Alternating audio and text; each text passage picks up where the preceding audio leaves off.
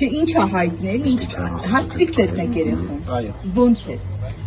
Լավ, բայց ամաչած է իր արարքի համար։ Ինչից զգացիք։ Չէր նայում ոչ մեկի աչքերի մեջ։ Ուր է եղել, ինչ պատմեց։ Գնացել է Գողթ գյուղի միջելա, հետո ոտքով գնացել է Գառնի, Սուրբ Սարգիս եկեղեցի ոնց որ թմբի վրա Սուրբ Սարգիս ասեց, գիշերը մնացել է երևի իր ասելով կես ժամը քնել ու ամբողջ գիշեր ման է եկել, մտածել է ու պատճառային էր, երբ որ քննիչը աղցրեց, ասեց ուզում էի մենակ մնալ։ Տանը տենց հակումներ ուներ մենակ մնալու։ Մի քիչ ինքը մենակություն սիրով խասյատ ունի, խորը adekvat երեխա է, ուղղակի մի քիչ փակ է, չի կիսվում։ Դրա համար մենք չէինք հասկանում, որ ցած բան կարող է անի եկել։ Իսկ ով է Բայց խոսել է ոնց որ, հա, խոսել է, չէ՞, Պատահական մարդ։ Հա, Այո, պատահական մարդ գտել է ու ձեռքից բռնել է, ինքը բայց չի բան արել։ Չի դիմացել։ Չի դիմացել, հա։ Ու ինքն է զանգել եղբորը, ասել է լավ, ես իջնում եմ արդեն։ Բայց մարդը ոնց է ճանաչել իրեն, նկարը տեսել է, հա։ Ամբողջ ինտերնետով համացանցում նկարը կար։ Այսինքն երեխան չի կանչել, ինչ որ չի ձայն տվել, Չէ, երեխուն ուղղակի երեխուն ֆիքսել են, երեխան էլ չի բան արել, որ կգամ, զանգել է եղբորը, ասել է իջնում եմ։ Այսինքն դուք իր տեսքից հասկացաք, որ վատ է ասում իր Ամաչել էր, այսինքն հասկացել է, որ ծնողների հետ նման ձևով վարվել է բացասական երևույթ է, քննիչներն էլ շատ լավ քննիչներ էին, զրուցեցին հետը, հասկացրեցին, որ մյուս անգամ նման կերպով չվարվի, ինքը հասկացավ։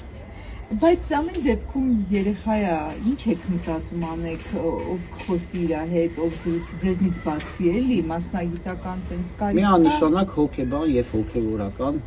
իհարկե իմաստուն հոգեվորական լինի եւ լավ հոգեբան եւ մեր բարբերաբար աշխատանքը միշտ հետևենք։ Քանի որ փաստորեն մենք էլ իրան չէինք ճանաչում ինչ արարք արեց։ Բայց եթե մյուս կողմից նայեք, ինքը շատ ռիսկով արարք արեց։ Ռիսկով իսկ որ ձեր որդին լիներ, ոնց կնայեք, չէիք մտածի։ Բնական, ես հիմա էլ եմ մտածում, բայց ամեն դեպքում Գիշեր ինչ էիք մտածում։ Դժվար է ասել, ամեն պահին մի բան գալիս էր։ Այսինքն միշտ ուզում էինք պոզիտիվը մտածեինք, պոզիտիվ։ Բայց հասկանալով, որ գիշերը Խոսրովի Արքելանոցի միջակայքում վտանգավոր էր։ Այսինքն դուք ինչ գիտեք Խոսրովի մասին։ Դե Ռավուցկալը ինքը հա, այդ ուղղության վրա է, շատ մոտ է։ Դրա համար է կողմի։ Բայց փաստորեն հենց որոշել էր ինքը Գառնի գնար, չէ՞, այդ իր պոիսկներով, չէ՞։ Նամակների մեջ, իր 9 էջանոց նամակների մեջ մենք գտանք մի հատված, որտեղ գրած էր ես կլինեմ Գառնում սարերում։ Եվ կդիմավորեմ լուսաբացը։ 9 էջ։